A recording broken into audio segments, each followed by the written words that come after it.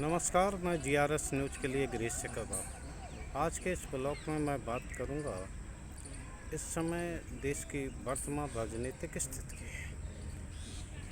इस समय देश की राजनीतिक स्थिति पूरी तरह चुनावी मोड में आ गई है। हालांकि अभी 2023 में केवल 5 प्रांतों में विधानसभा के आम चुनाव हैं, लेकिन ख़ासतौर जो दौर है, राजनीतिक दलों का जो फोकस है केवल 3 राज्यों पर है: मध्य प्रदेश, छत्तीसगढ़ और राजस्थान। आप सभी लोग जानते होंगे कि मध्य प्रदेश, राजस्थान और छत्तीसगढ़ तीनों में 2018 में कांग्रेस की सरकारें बनी थी। बाद में मध्य प्रदेश के ज्योतिरादित्य सिंधिया को तोड़कर भारतीय जनता पार्टी ने वहाँ अपनी सरकार बना ली थी। छत्तीसगढ़ और राजस्थान में अभी भी उनकी सरकार चल रही है। तो इन राज्यों पर ही फोकस है। प्रधानमंत्री का कल दूसरी बार मध्य प्रदेश दौरा हुआ, जहाँ के उन्होंने शहडोल में एक सम्मेलन को संबोधित किया। वहाँ वो एक आदिवासी परिवार के यहाँ भी गए और वहाँ उन्होंने ये दिखाने की कोशिश की कि भारतीय जनता पार्टी किस प्रकार आदिवासियों को सपोर्ट करती है और समर्थन देती है। जिस प्रकार से प्रधानमंत्री या गृह मंत्री की भाषा में बदलाव हुआ है, ऐसा लगता है कि उन्हें इसका डर सता रहा है कि विपक्षी दल एकजुट हो। भले ही वो ये बात कहते हों कि ये विपक्षी दलों का परिवारवादी कुनबा है और ये उसके लिए एकजुट हो रहे हैं ताकि अपने परिवारों को और अपनी राजनीति को बचाया जा सके, लेकिन आप भी जानते हैं कि जो पूर्ण बहुमत की केंद्र में सरकार चल रही है, केवल 37% वोटों के आधार पर चल रही है। यानी कि आंकड़ों के अनुसार देखें तो 63% वोट अभी भी विपक्षी दलों में बिखरे हुए पड़े हैं। निश्चित तौर पर विपक्षी दल वही बिखरे हुए वोटों को एकजुट होकर भारतीय जनता पार्टी की सरकार को कड़ी टक्कर देना चाहती है। प्रधानमंत्री और भारतीय जनता पार्टी इस स्थिति को लेकर असहज हैं। वो ये चाहते हैं कि विपक्षी दल किसी भी कीमत पर एक न हो। निरंतर वो कोशिश कर रहे हैं। अभी उन्होंने भोपाल को जो 27 तारीख को उनको मई को एक रैली हुई थी, उसमें उन्होंने साफ तौर पर संकेत दिया था कि वो समान नागरिक संहिता लाएंगे। ये हालांकि उनके ये भारतीय जनता पार्टी के चुनाव घोषणा पत्र में भी ये बात शामिल है कि समान नागरिक संहिता होना चाहिए, और इसके लिए वो संविधान में दिए गई धारा 44 का भी उल्लेख करते हैं कि धारा 44 के अनुसार ये उल्लेख किया गया है कि समान नागरिक संहिता होना चाहिए। निश्चित तौर पर यह सुनने में बड़ा अच्छा लगता है, लेकिन समान नागरिक संहिता को ये 16 में उन्होंने वित्त आयोग के जरिए लाने का प्रयास किया था, लेकिन बाद में अपने ही उसको उन्होंने वापस ले लिया कि अभी इसकी ज़रूरत नहीं है।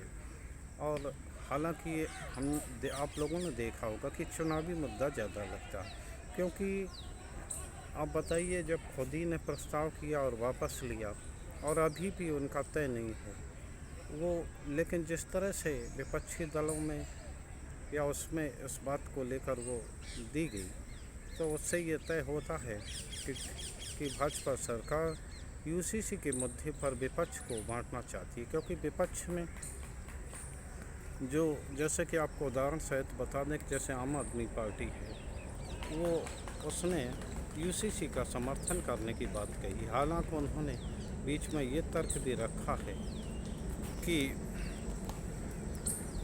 बाद में उनको जो उससे लाभार्थी वर्ग है उससे भी बातचीत करना चाहिए।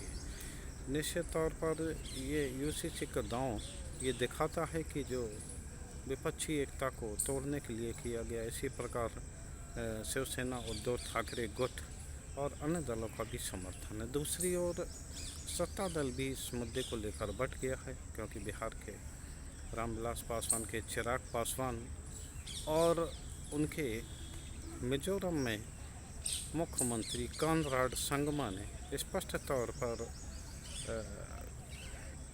समान नागरिक संहिता का विरोध किया। यानी कि जो दल है आपको समान नागरिक संहिता पर बटे बटे हुए दिखाई देंगे, और केंद्र सरकार यही दिखाना चाहता है कि विपक्षी दल किसी मुद्दे पर एक नहीं है और वो समान नागरिक संहिता जैसे मुद्दों पर एकजुट है।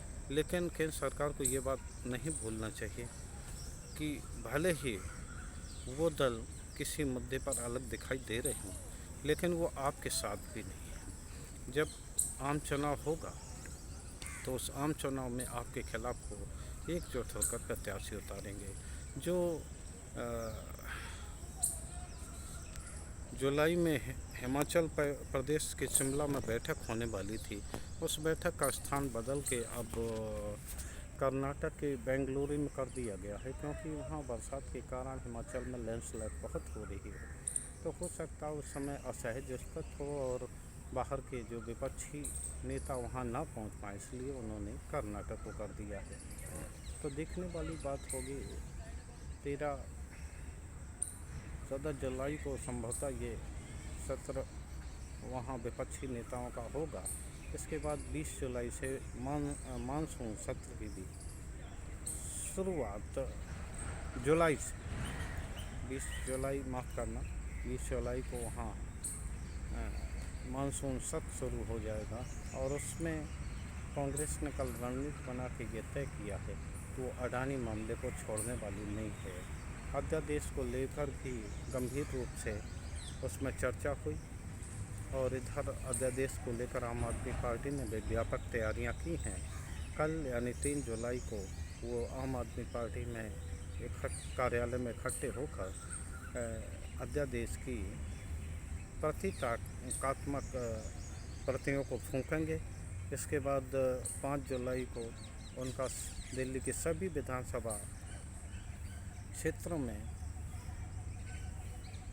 अध्यादेश की प्रतियां फूंकने का कार्यक्रम है, और 6 से 13 जुलाई तक वो दिल्ली के सभी गांव, मोहल्ले, वार्ड इत्यादि पर अपनी उपस्थिति यानी कि बूथ स्तर तक वो पहुंचने का प्रयास करेंगे। निश्चित तौर पर ये दर्शाता है कि आम आदमी पार्टी अपने कार्यकर्ताओं में जोश भरना चाहती है ताकि वो अध्यादेश के मामले में, और इधर विपक्षी दलों को भी वो अर्दम में लेना चाहती है। आम आदमी पार्टी इसके लिए कोर्ट में भी गई है, माननीय सुप्रीम कोर्ट में भी उसने अपील की।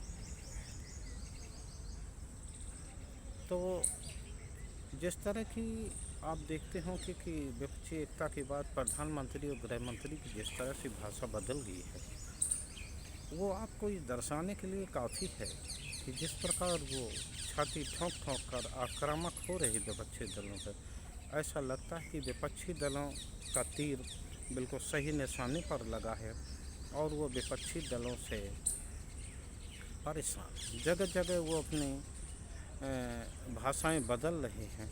और अभी तक विपक्षी दल आपको दिखाई देगा कि वो मुद्दों पर चुनाव लड़ता दिख रहा है।